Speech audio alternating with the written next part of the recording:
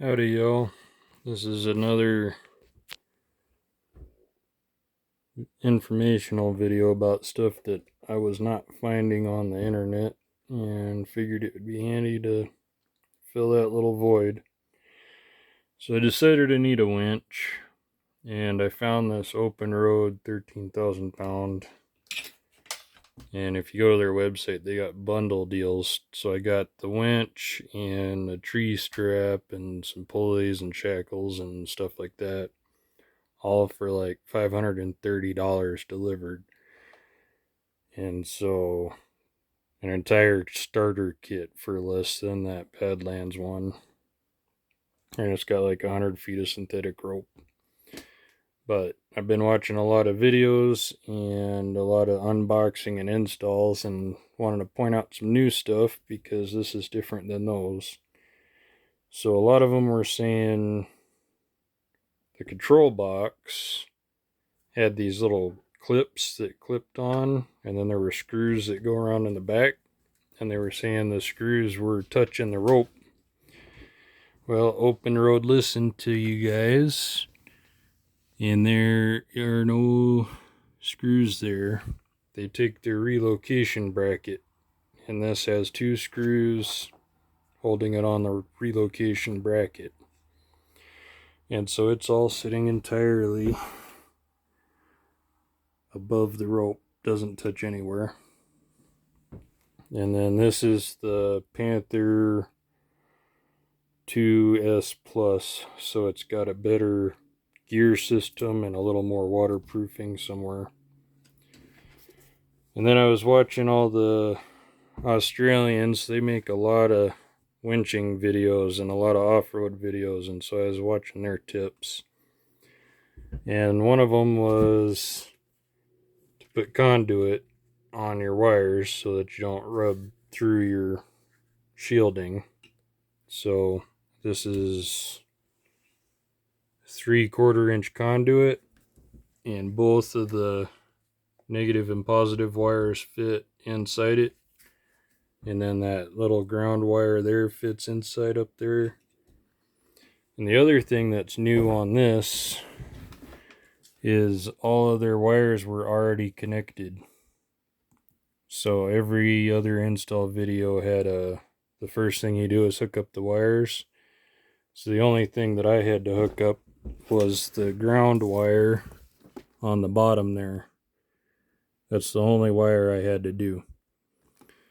And then I zip tied it up and behind all these so that when I put it in my truck, it's all going in a straight line up my bumper, because mine will be hanging pretty low down at the bottom of the bumper. And then I got the whole Fear No Deer bumper, and then the engine's up straight above it, and the battery will be straight above it. And then it's got, this appears, I haven't hooked it up yet, but this appears to work both directions. So you pull it up and it spools out the cable, and you push it down and it clips in, and it appears to just be infinitely spinnable. Doesn't matter which direction you do it, it clips in. So that'll be handy, because my bumper just has a hole here and a hole here, so I'm just going to be reaching blindly in there, so I don't have to think about which direction it goes. And then the other thing that was not in any of the marketing is this winch can only be mounted feet down. You cannot flip it on its back. You cannot mount it feet forward. I found that out talking to the Open Road guys. Because my bumper had a one-liner in there that said for big capacity winches mount it feet forward, and it was a one-liner in the instructions with no explanation. And so I was seeing if I could do this feet forward, and I cannot. But it turns out the bumper was only concerned with the bolt pattern. They didn't care really. And so this has the same feet as a small winch, so it can go feet down in the bumper, no problem. This is an aftermarket hook off of Amazon for like 25 bucks or something like that. I don't remember exactly, and I just bought it the other day. But it seems a lot better because the hook that came with it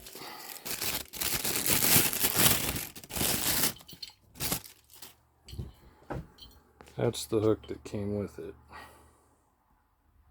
So it just seemed a little chintzier. Help if my hand's not in the way.